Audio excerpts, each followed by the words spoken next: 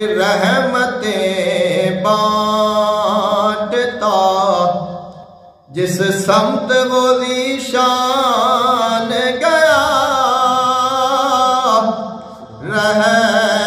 रहमतें बांटता जिस समत वो ज़ीशान गया, साथ ही रहमत का कलमदान